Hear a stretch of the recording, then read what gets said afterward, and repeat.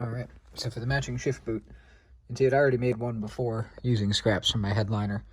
So I'm gonna use a part of that, thread my shift knob off. Fun story.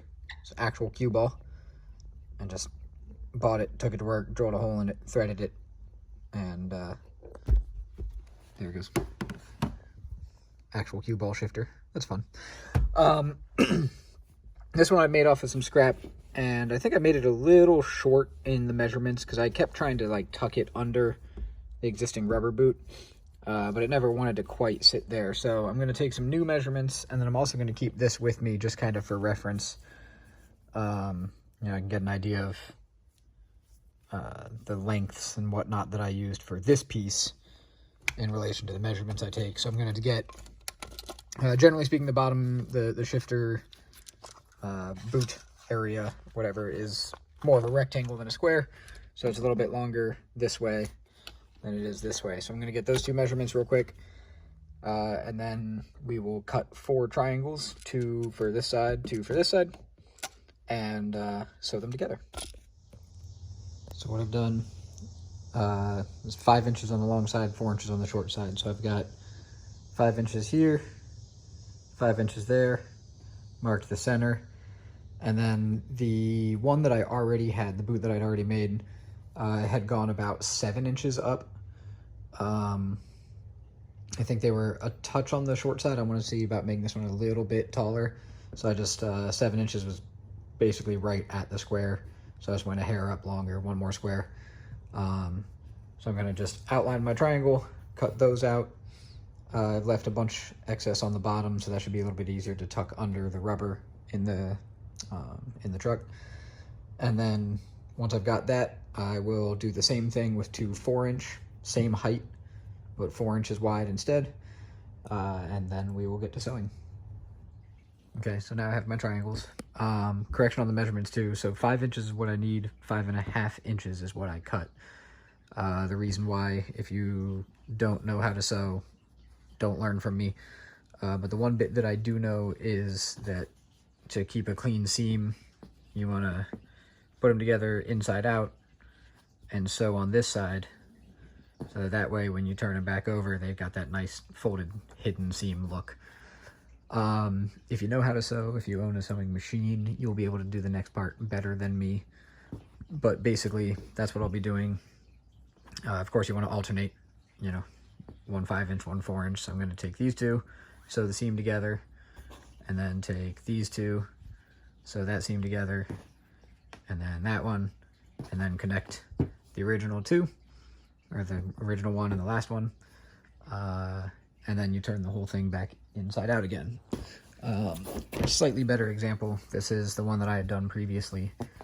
So you can see on the seam, relatively clean. Again, I'm not much of a sewer, so don't judge me for that. But on the inside, just sewed it together that way. I was inside out, turn it right side in. The other thing too is you don't want to sew all the way up. I'm going to stop roughly about here. What that does is it gives you a little bit of extra that you can basically just fold inside, and you get that nice curled edge that this one started to kind of fall apart. But nicer, smoother, more finished look when you tuck that in. So I'll check back in once I'm done sewing. Quick status update. Here's where we stand. So I've got the 4 pieces sewn together. I'm working on sewing these down, folded in, if you will. So with the old one, I didn't do that. I just kind of tucked them in, and it was fine, but like you can see, you know, started to kind of flail apart. Wasn't totally even.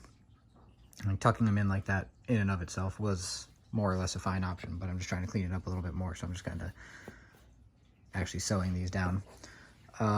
Once I've got those out of the way, then I just bring these 2 edges together, sew those up like I did with all these ones, and just turn the whole thing inside out. And if I did my measurements right, this excess flap down here, I'm going to be able to tuck that underneath the rubber boot that's already there. Keeping that rubber boot, I just want to put this over top of it so it looks a little prettier, goes with the interior a little better. So yeah, once I've got this all sewn up and ready to go, we'll see how the fitment goes.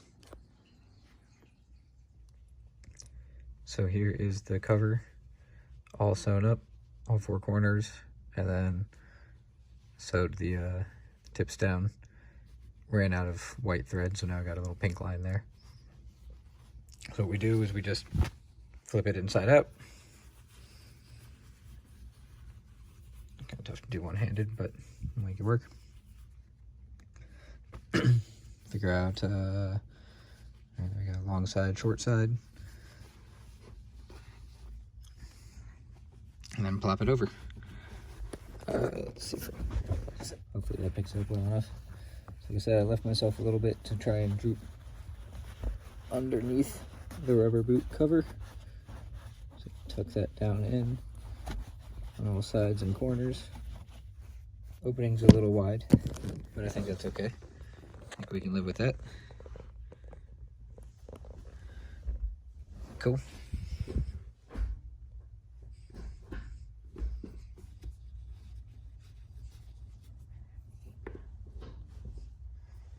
So, yeah, opening is a little wide. Might do something about trying to close that up. Didn't really measure for that part, but I am happy in the meantime. Looks good, matches with the door cards. And then the headliner will be next.